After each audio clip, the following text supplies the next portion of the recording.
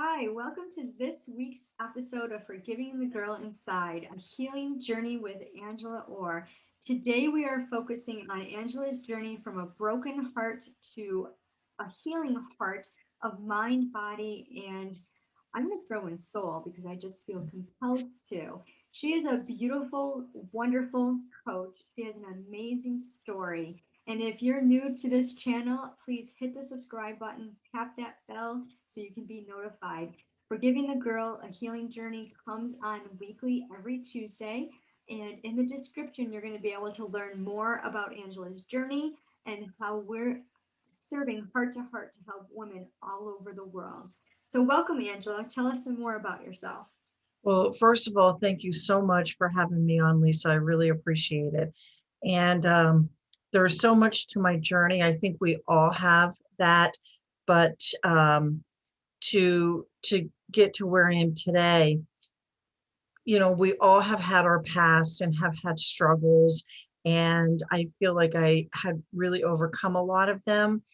And in my journey, what happened most recently, and this was a few years ago, is I was diagnosed with breast cancer. I was a successful businesswoman. I owned two pharmacies.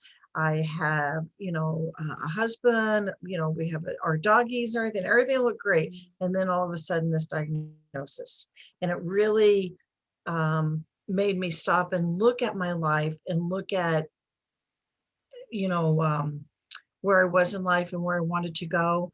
And one of the things that I realized is that there are two things that really contribute to breast cancer that has been scientifically shown, and that's alcohol, excessive use of alcohol, and obesity. And although I looked like I had everything that people would want, I was very obese, and I still am overweight, but that's a journey I'll talk about in just a second. And I realized that even though I had so much, there was so much missing inside that I felt empty. I felt broken. My heart just didn't seem, I just didn't have the passion anymore for so many things. And I started on this healing journey from that point. Luckily, or by the grace of God, I like to say, my surgeon called me a very uninteresting case.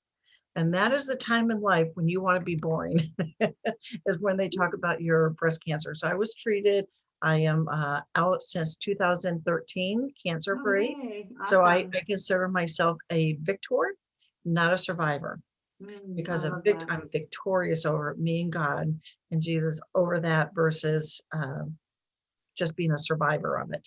Yeah, So you know what I mean? So it's I a love different that. energy and a different feel. So since that time, I have really been on the journey of really healing myself.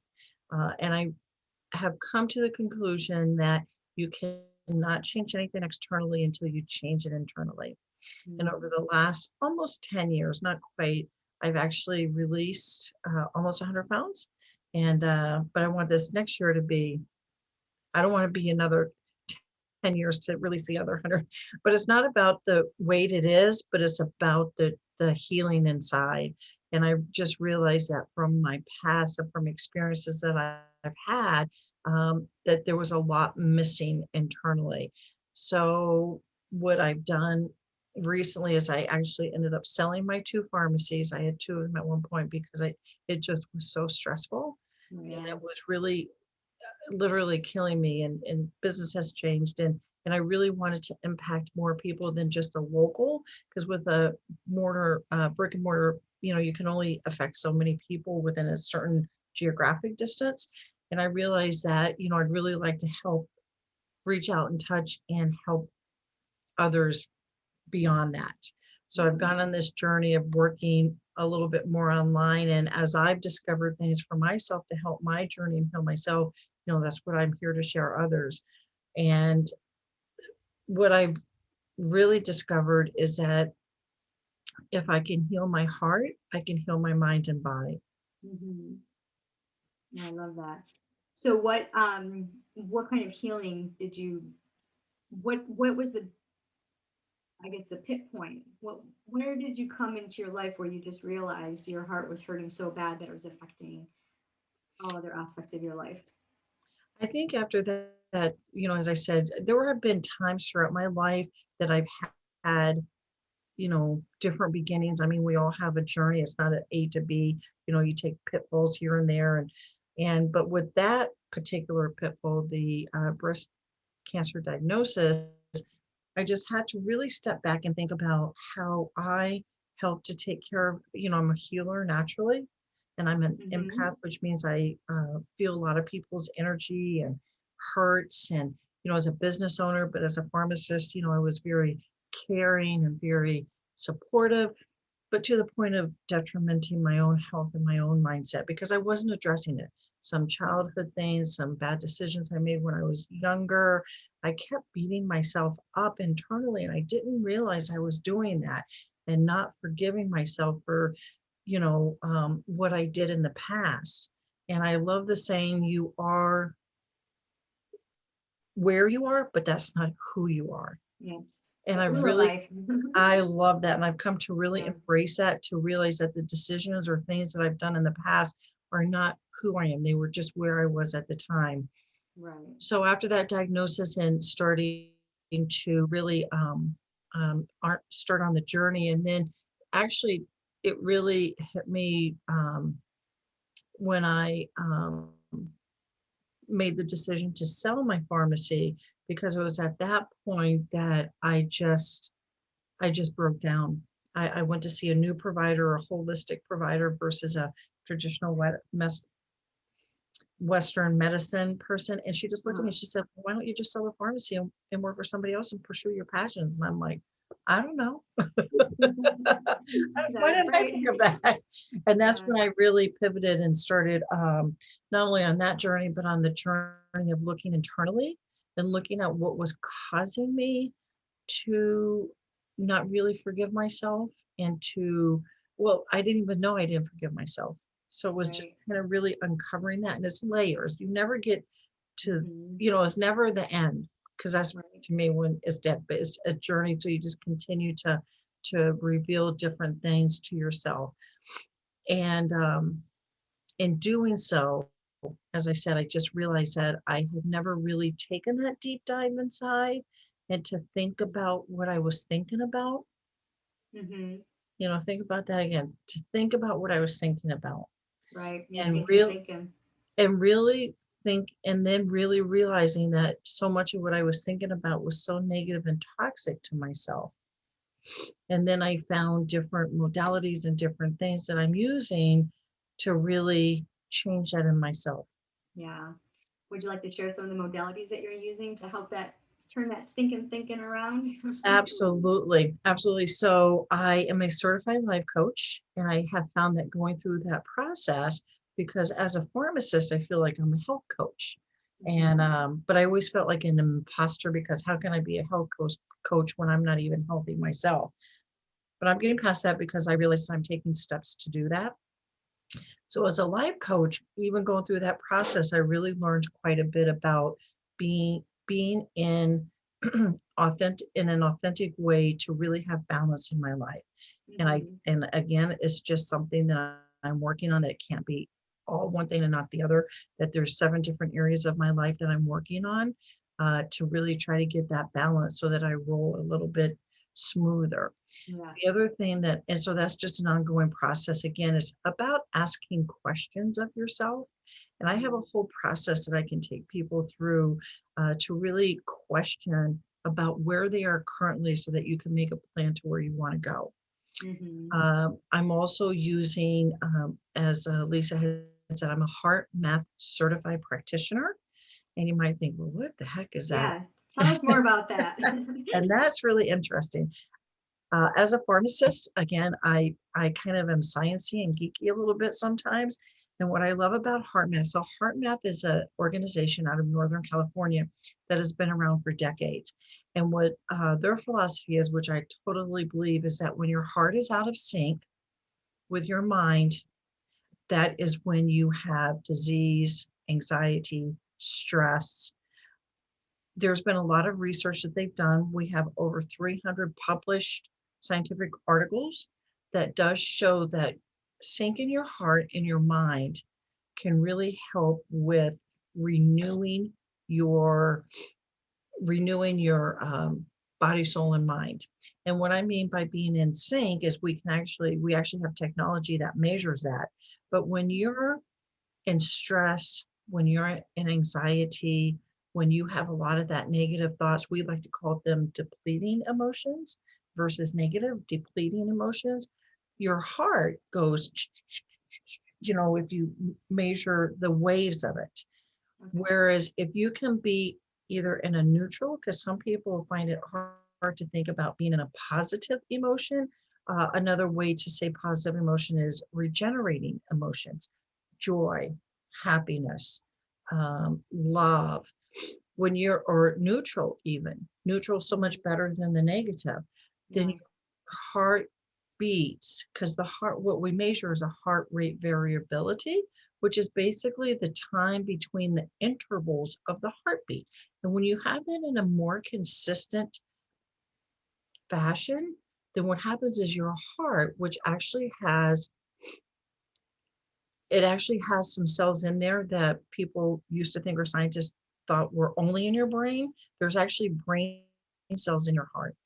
And when you Oh, can get into that coherence, you actually change the energy of your body, and you can, and most information in the body goes from the heart to the brain through the vagus nerve versus from the brain down. It's really more of a communication up.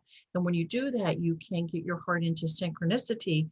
Therefore, you synchronize with the mind, and you can find it much easier to get yourself into that neutral position or into a position of contentment and wow, that's eventually fascinating. happiness, joy.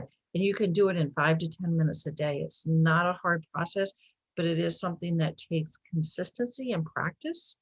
And again, these are all things that are measured and scientifically proven. So it's really fascinating because, again, as a pharmacist, we have pills and medicine that help people do a lot of this, but we have a pharmacy in our brain already.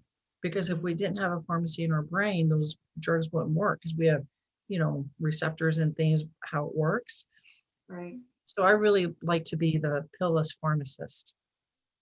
That's awesome. That I've never heard of that. So that's really cool. I love that heart brain connection. So for the gut health, the brain health, but like our heart health, yeah, that's incredible. And I know what thoughts we put in, determine our feelings, determine our emotions, determine our actions. Yep. So you putting it all together, and really helping people to heal so that they can Yes. look at the positive rather than, Yes. constantly. And a lot of times when we're in pain, we'll reach for those unhealthy coping mechanisms. You had mentioned the alcohol, and the eating affecting the breast cancer. I didn't realize that drinking alcohol was connected with breast cancer. So that's new for me Yep. to learn as well. Yep.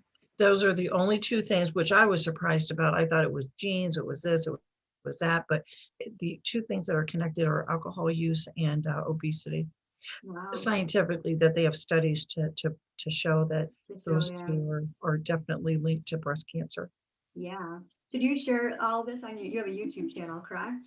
Yes, I'm just getting that going, so I don't really have that up yet. I have a group on Facebook, Healing Your Heart to Heal Your Mind and Body, where I share a lot of this. And we actually, we did a workshop at the beginning of the year, and we're doing a 30-day transformation.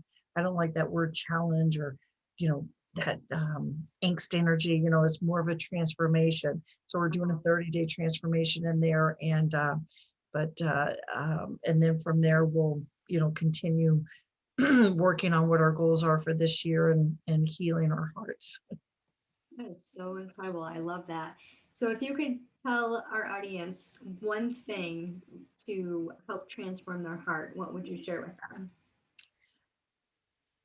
The biggest thing is to start becoming aware of your thoughts. A lot of times you just go through the day and you don't even realize it, but you're doing the same thing every day. You're doing the same activities, you're thinking the same thoughts. They turn negative. And so I invite everybody to stop and think about what you're thinking about. How are you talking to yourself? How are you thinking about others in your mind? Um, and that's a big thing. The other, along with that, is to breathe. When you take a deep breath, it actually stops that mind. And this, again, is scientifically shown. It stops you from looking back or looking ahead negatively and just puts you in the moment. Mhm. And again, if you start to do this, you'll notice, oh my God, I didn't realize I thought so negative. And a lot of people get overwhelmed and they will stop doing it. But if you consistently, when you're aware, think about what you think about, because like I like to say, you're not responsible for the first thought, but every thought after that you are. So if you have a thought, oh, I'm so dumb, why did I do that? Well, okay, that just comes because we're born negative, because in the past, in our evolution, we've had to be aware and not get killed by that tiger over there, or the whatever the case may be. So you're kind of born with a negative bias. So it takes work to not be negative. But if you have that first thought of, oh, so dumb, try to train yourself to start being aware of that and then stop that and say, no, I'm not.